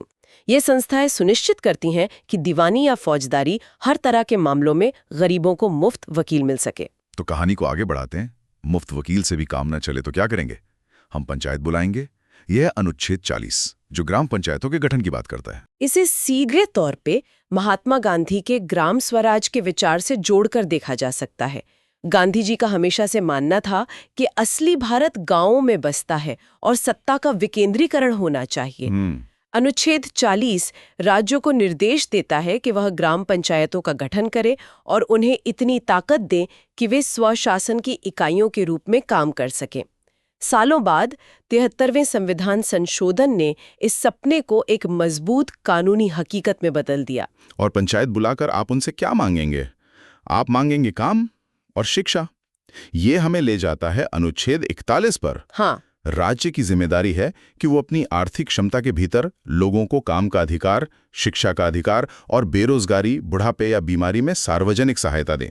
लेकिन कागज पर सुनना तो अच्छा लगता है, क्या असल जिंदगी में इतनी बड़ी आबादी को काम की गारंटी देना किसी भी सरकार के लिए मुमकिन है? देखिए, ये एक बहुत ही वाजिब चुनौती है। लेकिन अगर आप भारत के नीतिगत इतिहास को देखें तो मनरेगा जैसी योजनाएं इसी अनुच्छेद का सीधा परिणाम है। हाँ। ये योजना ग्रामीण इलाकों में 100 दिन के रोजगार की कानूनी गारंटी देती है। इसके अलावा जो वृद्धावस्था पेंशन या विकलांगता पेंशन सरकारें देती हैं, वो भी इसी अनुच्छेद 41 की देन है। ये तो सच में इस कागजी निर्देश का जमीन पर उतरना हुआ। अब मान लीजिए मनरेगा के तहत काम तो मिल गया, लेकिन काम करने की जगह कैसी होनी चाहिए? अनुच्छेद 42 कहता है कि काम की स्थिति मानवीय होनी चाहिए। इसे सिर्फ काम की जगह तक सीमित नहीं रखना चाहिए। ये मानवीय गरिमा का सवाल है। कोई आपसे अमानवीय परिस्थितियों में या खतरनाक जगह पर जबरन काम नहीं करवा सकता। इसी अनुच्छेद में एक और बहुत क्रांतिकारी बात कही गई है। महिलाओं के लिए मातृत्व अवकाश यानी मैटरनिटी रिलीफ, जो आज के समय में बहुत जरूरी है। बिल्कुल। 1950 के दशक में संविधान में ये बात डालना दुनिया के कई विकसित देशों के तुलना में बहुत आगे की सोच थी। काम मिल गया, जगह भी अच्छी है, लेकिन अब बात आती है पैसे की। अनुच्छेद 43 कहता है कि काम के बदले एक लिविंग वेज मिलना चाहिए। आज के इस गिग इकॉनमी वाले दौर में जहां डिलीवरी पार्टनर्स और फ्रीलांसर्स की भरमार है, ये लिविंग वेज की बहस तो और भी तेज हो गई है। मिनिमम वेज और लिविंग वेज में क्या फर्क है? ये बहुत ही महत्वपूर्ण फर्क है। मिनिमम वेज या न्यूनतम मजदूरी वो है जिससे इंसान सिर्फ जिंदा रह सके, लेकिन लिविंग वेज का मतलब है कि कर्मचारी का वेतन ऐसा होना चाहिए जिससे वो और उसका परिवार एक सम्मानजनक जीवन जी सके, बच्चों को अच्छी शिक्षा दे सके और कुछ बचत भी कर सके। मतलब सिर्फ सर्वाइवल नहीं, एक अच्छी जिंदगी। सही कहा। सरकारी नौकरियों में जो समय समय पर महंगाई भत्ता या डीए बढ़ता है, वो इसी लिव इन वेज के विचार को बनाए रखने की कोशिश है।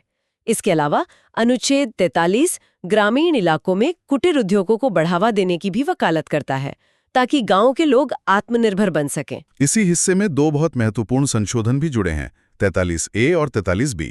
हाँ, और ये दोनों आधुनिक अर्थव्यवस्था के लिए बहुत जरूरी हैं। 42वें संशोधन द्वारा जोड़ा गया 43A कहता है कि उद्योगों के प्रबंधन में श्रमिकों की भी भागीदारी होनी चाहिए। यानी वर्कर सिर्फ मूक दर्शक न रहे। बिल्कुल, वे सिर्फ मशीन का पुर्जा नहीं है, बल्कि उन्हें यूनियन बनाने और अपने हक की बात करने का अधिकार है। और 43B, जिसे 2011 के 97वें संशोधन से जोड़ा गया, वो सहकारी समितियों यानी कोऑपरेटिव सोसाइटीज के निर्माण और आजादी से काम करने की बात करता है। जैसे अमूल का उदाहरण हम हमेशा सुनते हैं। एकदम सही।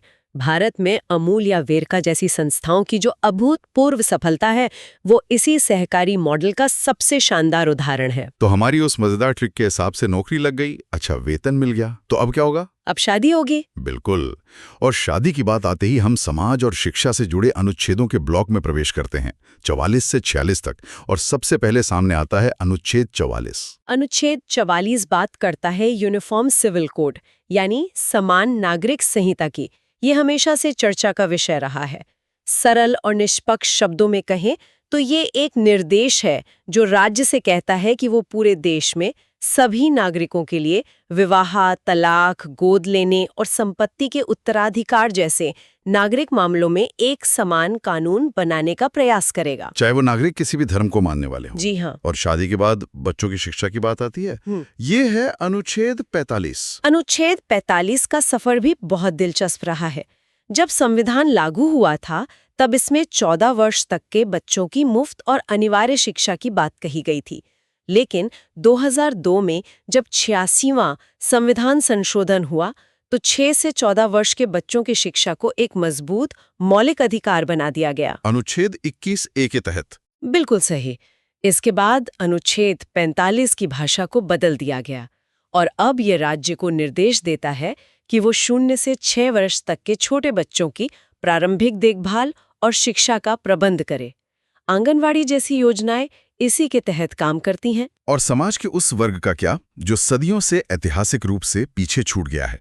अनुच्छेद 46 इसी ऐतिहासिक अन्याय को दूर करने का एक संस्थागत प्रयास लगता है। हाँ, अनुच्छेद 46 राज्य को एक विशेष दायित्व सौंपता है कि वो समाज के कमजोर वर्गों और विशेष रूप से अनुसूचित जाति तथा अनुसूचित जनजाति के शैक्षिक और आर्थिक हितों की पूरी सावधानी से रक्षा करें, ताकि उन्हें मुख्य धारा में लाया जा सके। बिल्कुल। ये राज्य की जिम्मेदारी है कि वो ये सुनिश्चित करे कि इन वर्गों को सामाजिक अन्याय और हर प्रकार के शोषण से बचाया जा सके। जो हम शिक्षा और नौकरियों में आरक्षण या विशेष स्कॉलरशिप योजनाएं देखते हैं, वे इसी निर्देश को जमीन पर उतारने के तरीके हैं। ये सब सुनकर ऐसा लगता है कि संविधान निर्माताओं ने समाज के हर छोटे बड़े पहलू को छुआ है। अब हम इस डिकोडिंग के अंतिम पड़ाव पर हैं, अनुच्छेद 47 से 50, जो मुख्य रूप से स्वास्थ्य, पर्यावरण और शासन व्यवस्था की रूपरेखा तय करते हैं। जी।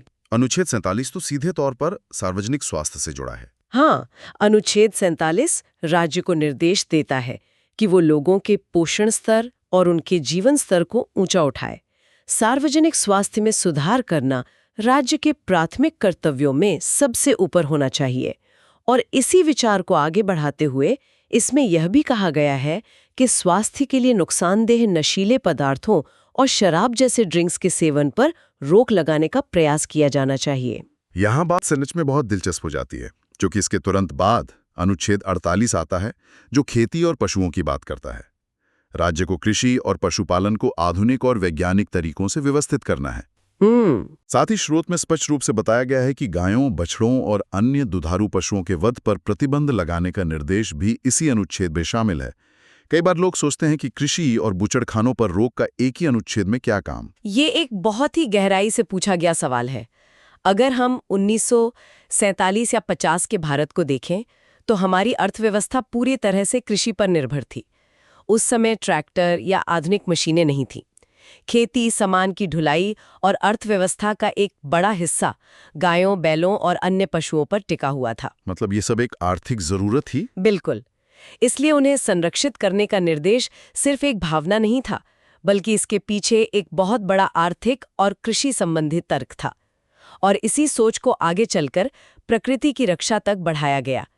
42वें संशोधन द्वारा अनुच्छेद 48A शामिल किया गया, जो राज्य को पर्यावरण की रक्षा करने और देश के वनों तथा वन्य जीवों की सुरक्षा करने का स्पष्ट निर्देश देता है। तो हमने पर्यावरण को बचा लिया, लेकिन हमारे इतिहास और संस्कृति का क्या?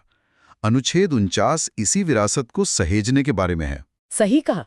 राष्ट्रीय महत्व के जो भी ऐतिहासिक स्मारक हैं या कलात्मक स्थान और वस्तुएं हैं, उनका संरक्षण करना राज्य की जिम्मेदारी है, ताकि हमारी आने वाली पीढ़ियां अपने इतिहास को जान सकें। और आखिरकार हम पहुंच गए हैं अनुच्छेद 50 पर। ये शासन की कार्यप्रणाली के लिए बहुत अहम है। अनुच्छेद 50 बात करता है कार्यपालिका और न्यायपालिका को एक दूसरे से अलग रखने की। इसका सीधा सा मतलब ये है कि सरकार के कामकाज और अदालतों के कामकाज में एक स्पष्ट विभाजन होना चाहिए। Separation of powers? बिल्कुल। कार्यपालिका के लोगों को न्यायपालिका के मामलों में दखल नहीं देना चाहिए। ये सेपरेशन ऑफ पावर्स हमारे संविधान के मूल ढांचे, जिसे हम बेसिक स्ट्रक्चर कहते हैं, उसका एक अटूट हिस्सा है। ये सुनिश्चित करता है कि अदालतें सरकार के दबाव में आए बिना आज़ादी से न्याय कर सकें। तो इस पूरी चर्चा को समेटते हुए इस सब का असल में क्या मतलब है? हमने अनुच्छेद 36 से 50 तक एक लंबी और दिलचस्प यात्रा की। हमने शुरुआत में ही स्थापित कर दिया था कि इन अनुच्छेदों के पीछे सीधे तौर पर अदालत की ताकत नहीं है। हाँ, तो फिर एक आम नागरिक के लिए इनकी क्या अहमियत है? अहमियत बहुत गहरी है।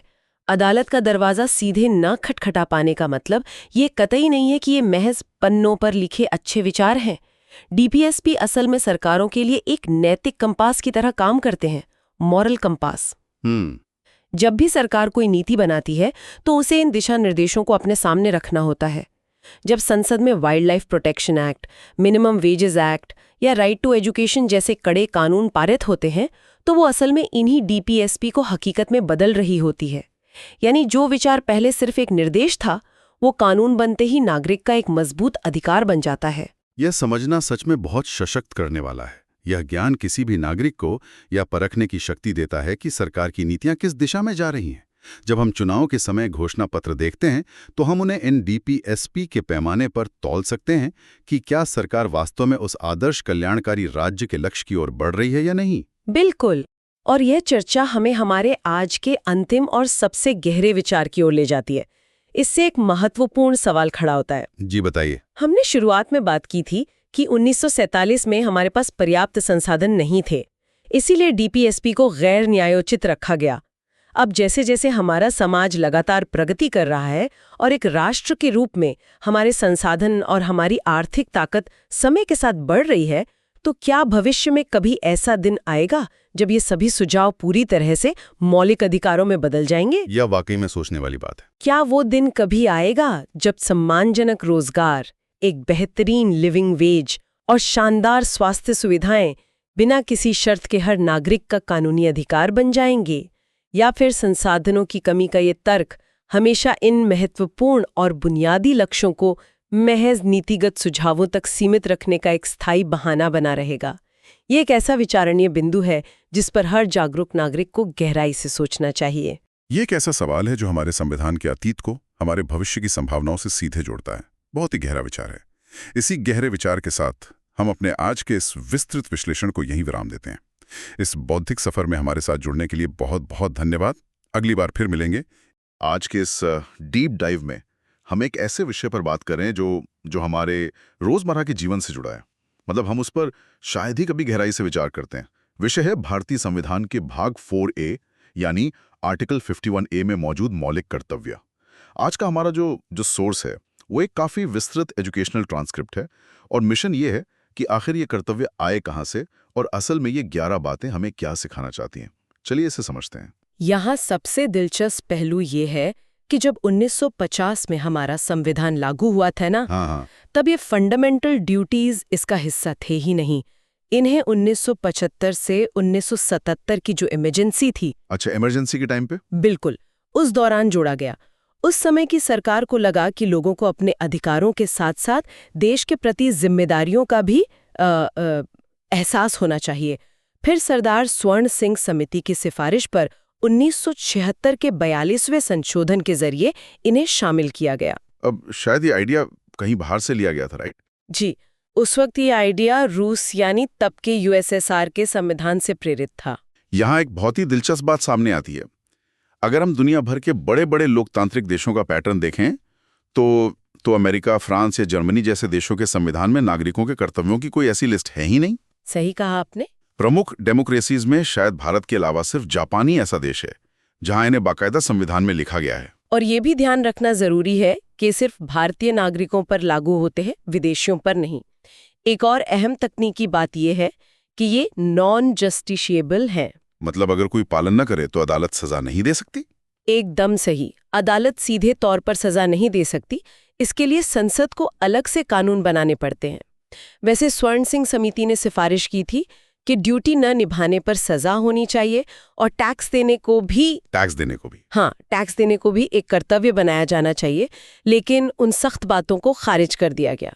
इसका मतलब सारा जोर सजा देने पर नहीं बल्कि एक मॉरल कंपास सेट करने पर था। बजाय इसके कि हम इन 11 कर्तव्यों को एक लिस्ट की तरह रटें, इन्हें हम कुछ हिस्सों में बांटकर समझ सकते हैं।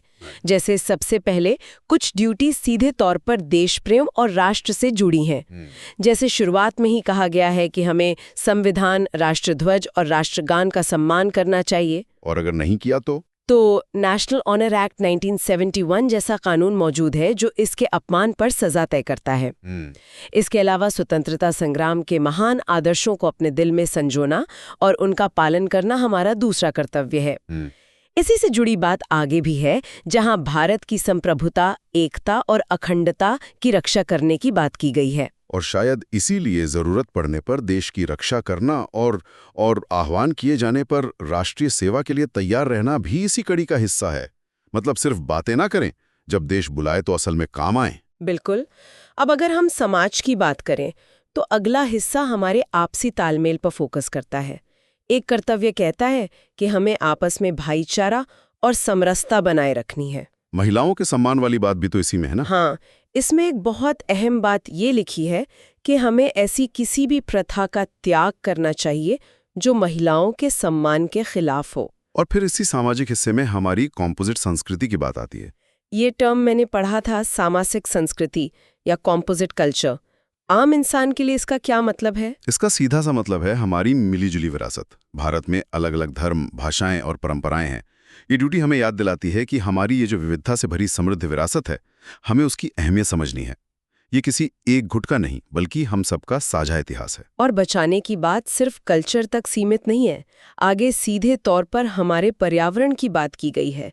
जंगल, झील, नदियां और जो हमारे वन्य जीव हैं, उनकी रक्षा करना, जो कि आज के दौर में और भी जरूरी हो जाता है। और इसके लिए वाइल्ड लाइफ प्रोटेक्शन एक्ट 1972 जैसे कानून काम करते हैं।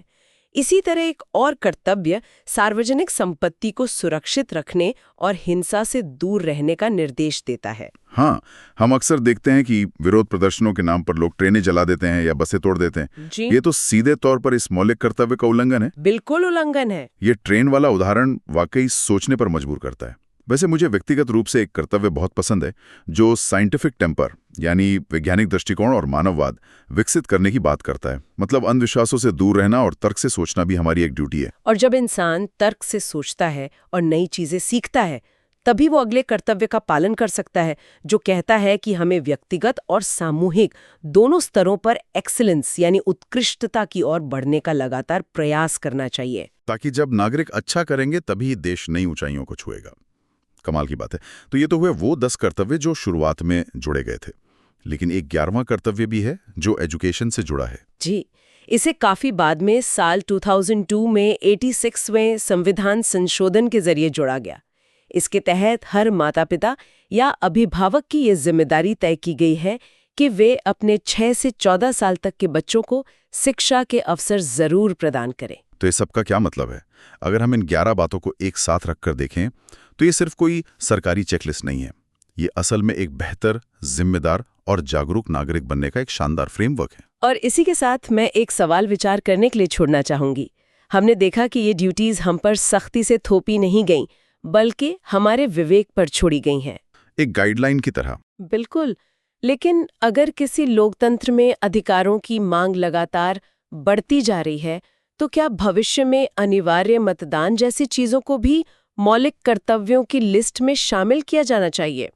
क्या बिना किसी ठोस जवाबदेही के किसी लोकतंत्र का ढांचा हमेशा के लिए सुरक्षित रह सकता है? ये एक ऐसा खुला बिंदु है जिस पर गहराई से विचार किया जाना चाहिए।